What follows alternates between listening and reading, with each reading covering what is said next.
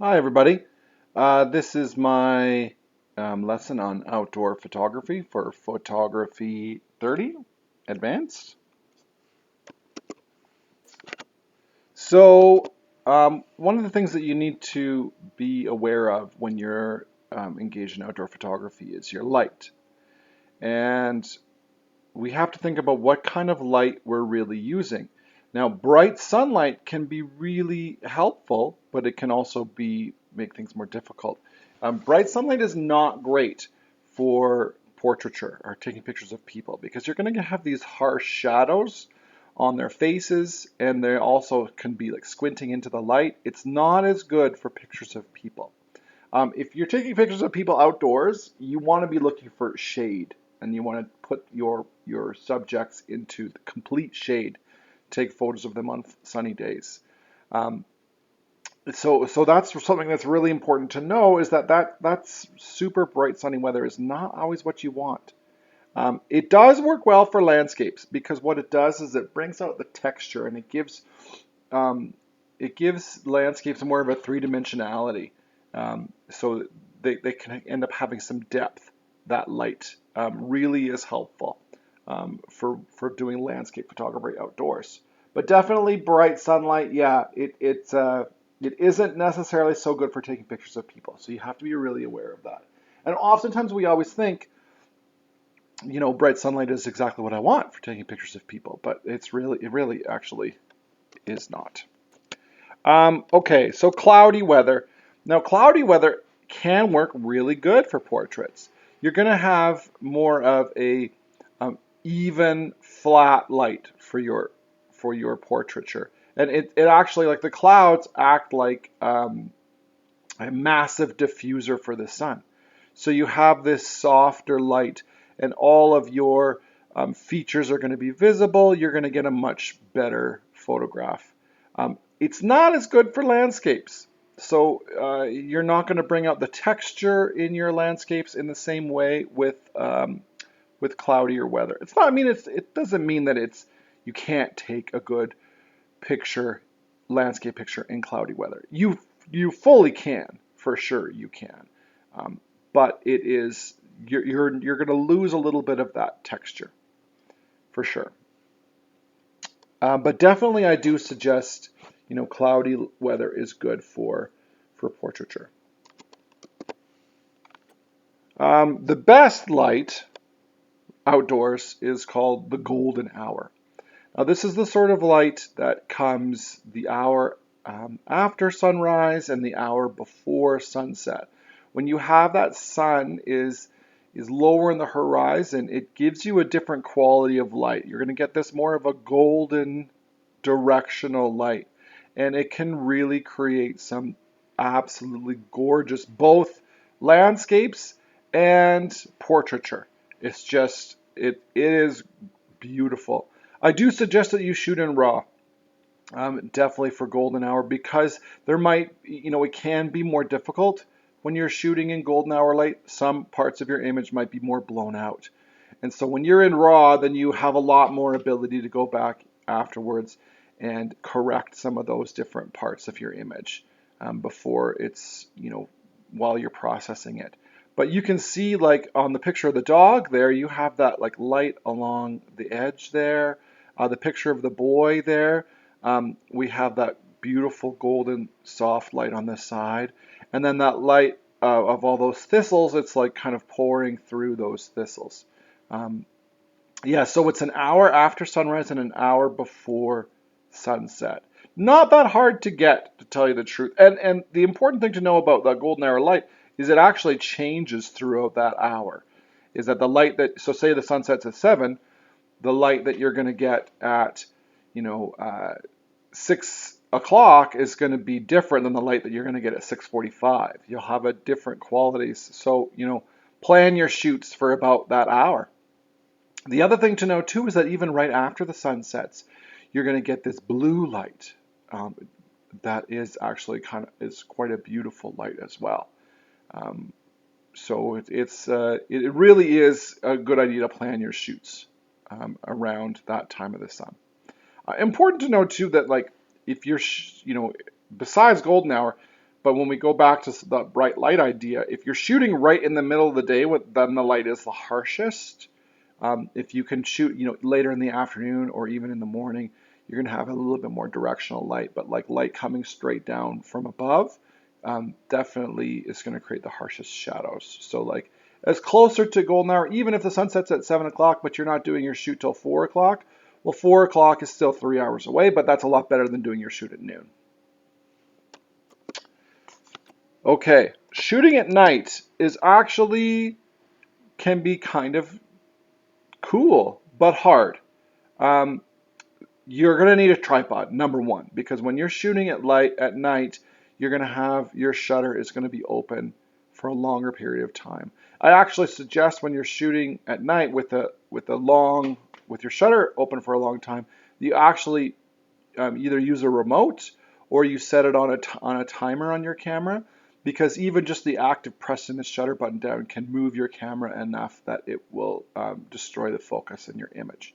So when a star picture like the one above there, definitely is going to require some post-processing, and it's going to require your your shutter to be open for longer. It's hard to get that kind of a picture in the city. You have to usually drive outside the city a little bit because there's a lot of light pollution that we get. The other thing that you need to know is that sometimes you're going to want to use another light source. So the picture of the campfire, you've got that light source to give you something else, but it gives you a bit of a different look to things at night. Sometimes even people who are doing like pictures of stars will actually they'll use another light to light up things in the foreground. So you can see kind of there's this dark silhouette of a tree in that nighttime picture. But I could have, even just taken a flashlight and just spread it over that. Just use my flashlight, and that's going to be enough, especially if my shutter's open for a few minutes, to do that. Again, you need to shoot in RAW if you're shooting at night, because you're going to have some post-processing you're going to need to do. The picture of the campfire, no post-processing done. The picture of the stars, definitely post-processing was done. The other thing to know about night photos is that the longer you have your shutter open, you'll actually get movement of the stars, which can interfere for sure. And like people who are really spending a lot of money on it, they get a special rig that's going to time the movement. Your camera will move with the stars, which is, I've only known a couple of people that have had that, but you can still get a pretty good shot without anything like that, with just a pretty typical DSLR. So your lens choice is actually particularly important for outdoor photography. You can, be very successful with just your regular old kit lens, but sometimes choosing your lens can give you something a lot different. So a long lens is going to help you to get pictures of wildlife. You're not going to get, a good picture of any wildlife with your typical kit lens. You're just not able to. That picture of the great blue heron was taken with a 200 millimeter lens on a crop sensor camera. That gives you a lot of reach. And I was not very far away from that bird. I was still pretty close to that bird. So even with a long lens, you still have to be kind of close to the animal, unless you're spending thousands of dollars and you have one of these enormous lenses. You probably saw, if you watched the Olympics this summer, a lot of photographers have these just gigantic lenses. But those lenses are like $10,000. They're unbelievably expensive. But a 200 millimeter lens can get you a lot of reach, and you can get some good animal photography. And like that great blue heron was in the middle of the city. We have lots of interesting looking animals in the city. The portrait there was also taken with a long lens, and so long lenses are actually terrific for portraiture. They can be tougher to use for portraiture indoors because you do need a bit of distance from your subject, for sure.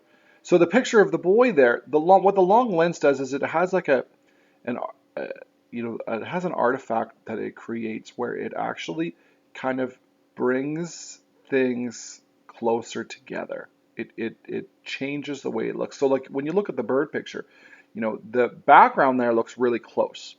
It's an artifact. Whereas if you look at the picture of the boy jumping, the bottom one, that one was taken with a 10 millimeter wide angle lens. So everything looks like there's a huge distance there. but that's the artifact of what the lens creates. A wide angle lens is going to make everything look really far apart, but it can create distortion. And that's important to know too. So you don't typically want to use a wide angle lens for a portrait because it stretches the face in ways that doesn't look very good. I mean, it can be useful for, if you're doing something kind of abstract or comedic, but for portraiture, it's not good. For landscapes, a wide angle lens is terrific. However, sometimes for a landscape, a long lens is good. Not even if you're not taking pictures of animals or people, because it's going to bring the elements closer together. Taking pictures in the mountains with a wide angle lens, the mountains are going to look super far away and you're going to be disappointed and you're going to think, why does that mountain look so small? Try taking that same picture with a long lens. You're not going to get as much into the scene, but that mountain is going to look enormous in the background. So slowing down your shutter speed is another option of something that you can do for outdoor photography. What it will do is it's going to, because the shutter speed is so slow, if you've got something moving in your photograph, like running water, it's going to make that water look silky smooth. And it can be a really, really effective way um, of creating an artistic looking photograph. It can also make clouds look much softer and wispier. It's not going to work for people, for portraits of people. But what you can do, so say if you're outdoors and you're in a busy street, if you have your shutter open for long enough, all of the people in the street will disappear because they're not staying in frame and they're not moving. They're not staying still enough so the camera won't capture them. You need to use a pretty dim lighting conditions to pull this off properly. So this particular photograph I took probably in the evening, and I was in the shaded forest. So I was very, very shaded. You can take this same sort of a picture in bright lighting conditions, but you need what's called a neutral density filter, which is essentially a dark piece of glass that you're going to have in front of your camera lens. We have some of the equipment to do that. It's called a Lee filter kit. And there's a number of different dark lenses that you can put in front of the camera lens so you can take a long exposure in bright sunlight. Obviously, for taking this sort of a photograph, a tripod is absolutely essential. You're not going to be able to handhold this. If you've got your shutter open for 30 seconds or a minute or 2 minutes or 3 minutes, it's not possible. You need to use a tripod. So I'll bring this back for the next part.